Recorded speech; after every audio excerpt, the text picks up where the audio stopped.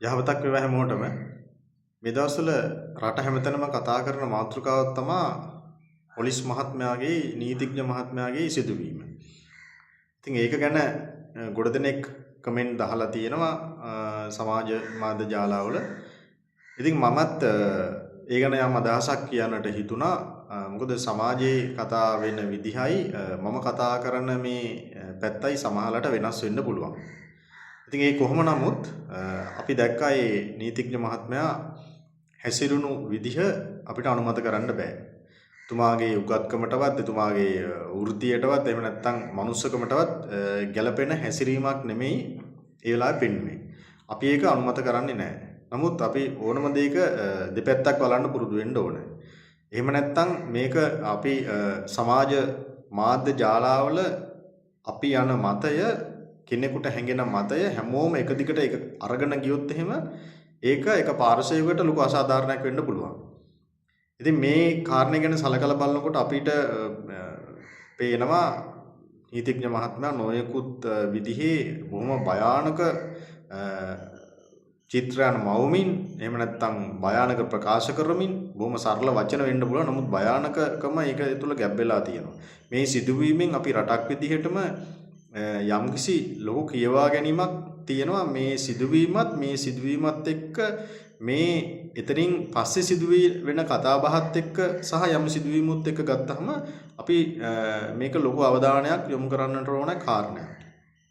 අපි කිසිසේත්ම අනුමත කරන්නේ නැහැ නීතිඥ මහත්මයා අර ගම් කබරයා ඒ වගේම බොහොම අපහාසාත්මක විදිහට කතා කරුවා. ඒ එහෙම නැහැ. ගම් කබරයෝ වෙල්ලාවෝ නගර තලගොයි කියලා එහෙම නැහැ. මේ ලෝකෙ ඔක්කොම එකම මිනිස්සු කොටාසයක් ඉන්නේ. ඒ අය තමන්ගේ මනසට තමන්ගේ දැනුමට එකතු කරගන්න දේවල්, තමුන්ගේ ಗುಣධර්ම වලට එකතු කරගන්න දේවල් සහ ඒවා භාවිතා කරන විදිහ අනුව තමයි මිනිස්සු උස් පහත් වෙන්නේ. එහෙම නැත්නම් ඉංග්‍රීසි දන්නවා කියලාවත් උසස් රැකියාවක් කියලාවත් එහෙම සමාජයේ වින්කිරීමක් නැහැ. හැම රැකියාවක්ම උසස්. හැම දෙයකින්ම වෙන්නේ ලෝකෙට යහපතක්, රටට යහපතක්.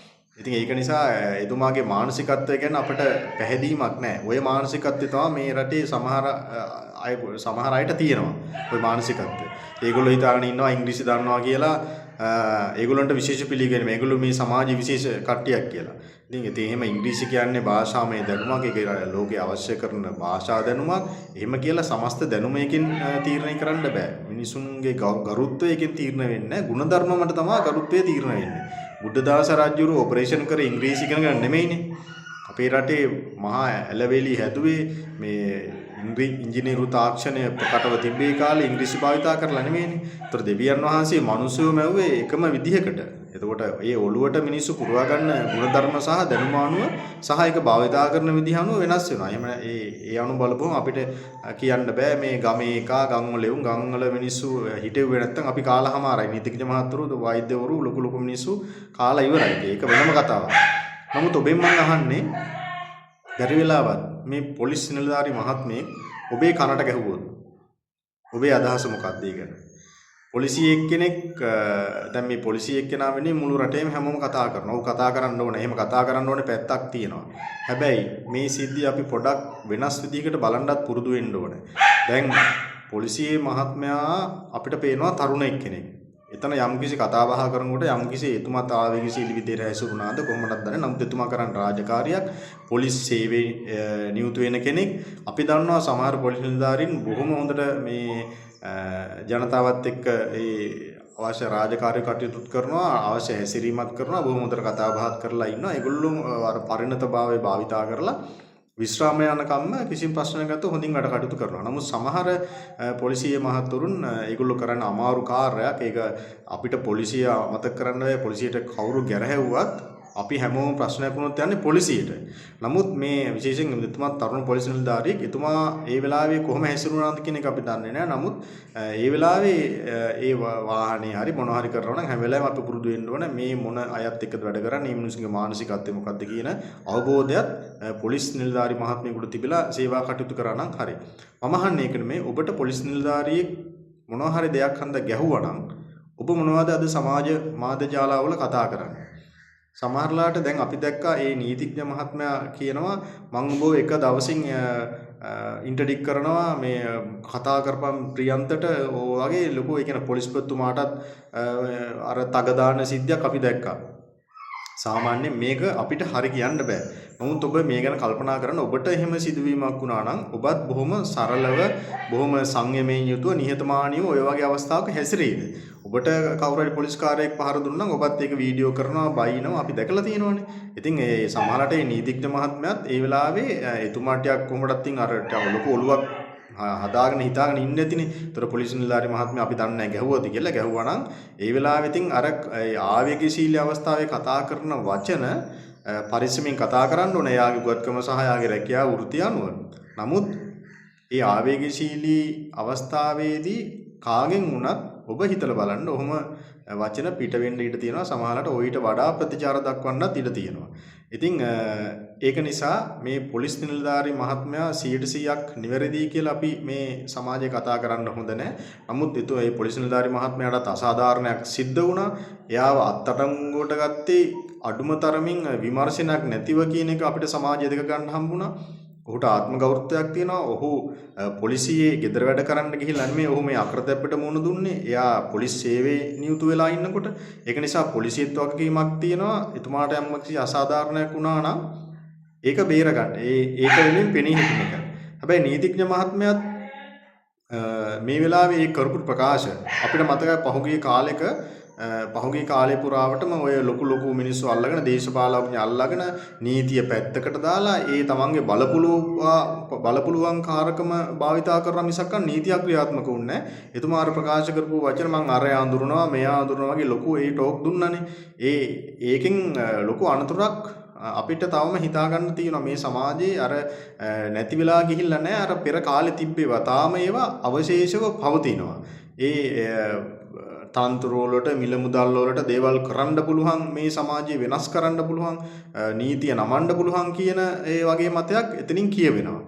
හැබැයි ඒක සමහරලාට මේ නීතිඥ මහත්මයා හිතාමතා නොකිය වෙන්න පුළුවන්. තමන් යම්කිසි අපහසුතාවයකටපත් වෙලා තියෙනවා. තමන්ට යම්කිසි පහර දුන්නා නම් අවමානයක් සිද්ධ වෙලා තියෙනවා. ඒ වෙලාවටින් තමනුත් අර සාමාන්‍ය අර පම්පෝරියක් කියෝන එක සාමාන්‍ය දෙයක්.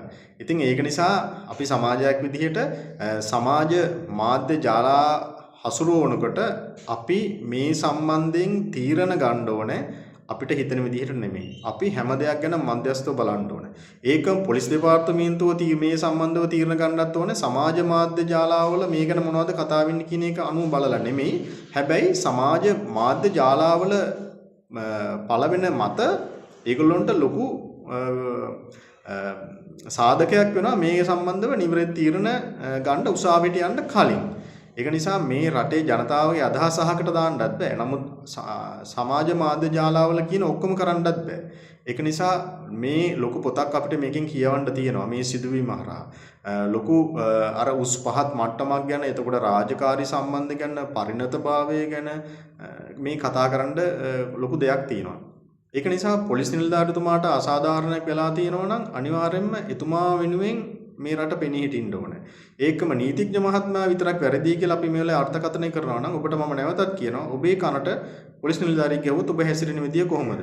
එතකොට මේකේ තවත් බරපතල ප්‍රශ්නයක් වුණා. එතුමා වෙනුවෙන් පොලිස් නිලධාරි මහත්මයා වෙනුවෙන් ඉදිරිපත් වෙන්න නීතිඥයෙක් හිටියේ නැහැ. එතකොට නීතිඥ වෘත්තිය කියන එක මිනිස්සු වෙනුවෙන් තියෙන්නේ. මිනිසුන්ට නීතියේ සරණ පතන්න කෙනෙක් ඉදිරිපත් වෙන්නේ නැහැ කියන්නේ මෙතන තියෙන්නේ කණ්ඩායමක්ද. නීතිය ක්‍රියාත්මක වෙන්නේ අපි අපේ කෙනෙකුට හොඳ වුණත් නරක වුණත් අපි ඒක සාධාරණ වුණත් අසාධාරණ වුණත් අපි අපේ කෙනාගේ පැත්තෙන් කියන එක නීතිඥවරු ඉන්නවද කියන මතය එච්චරම් හොඳ දෙයක් නෙමෙයි. ඒක භයානක චිත්‍රයක්. ඒ භයානක අනතුරු ඇඟීමක්. මේ ගැන ගැඹුරින් හිතන්න ඕනේ, කල්පනා කරන්න ඕනේ අදාළ අංශ. ඒක නිසා මම ඔබෙන් ඉල්ලන්නේ හැම සිද්ධියක් දිහාම එකම කාසිය දෙපැත්ත වගේ දෙපැත්තක් තියෙනවා. මේ දෙපැත්ත බලන්න. දෙපැත්ත බලන්නේ නැතුව පොලිසිය එක්ක තියෙන තරහටවත්, නීතිඥයත් එක්ක තියෙන තරහටවත්, ඒගොල්ලොන්ගේ ඒ ජීවිතත් එක්ක තියෙන කේන්තියටවත් අපි කටයුතු කරන්න හොඳ නැහැ. හැමදේම අපි මතබල කරන්නත් ඕනේ බොහොම සර්ව සාධාරණව කාටවත් අගතියක් නොවන විදිහට. ඒක නිසා මේ දෙන්නගෙන්ම යම්කිසි ප්‍රශ්නයක් මතුවලා ඇති. ඒ ප්‍රශ්නය මීට වඩා සරල විසඳෙන්න තිබුණා. නමුත් මේක දැන් දුරදිග ගිහිල්ලා තියෙනවා. නමුත් මේකෙදි ඉතා පරිස්සමින් පොලිසිය කටයුතු කරන්නට ඕනේ කියන එක තමයි පුරවැසියන් විදිහට අපේ මතය. කාටවත් අසාධාරණයක් වෙන්නේ නැතුව දෙන්නගෙම වැරදි තියෙනවා නම් ඒ සම්බන්ධව දෙන්නගෙම තමන්ට වෙච්ච අසාධාරණකම් තියෙනවා නම් අහිමි වීම තියෙනවා නම් අගෞරවයන් තියෙනවා නම් ඒ සම්බන්ධව නීතිය මැදහත්ව ක්‍රියා කරන්න ඕන කියන එක අපි පුරවැසියන් හැටියට කියා සිටිනවා. මේක එක පැත්තකට අසාධාරණයක් නොවෙන්න මම ඉල්ලා සිටිනවා ඔබ හැමදෙනාගෙන්ම මේක ෂෙයා කරන්න, කමෙන්ට් කරන්න. අපිට රට වෙනුවෙන් අපි හැම වෙලාවෙම නිවැරදිව නිවැරදි දෙයට පෙනී හිටින්න ඕන. ඔබ හැමදෙනාටම ජේසු පිටයි.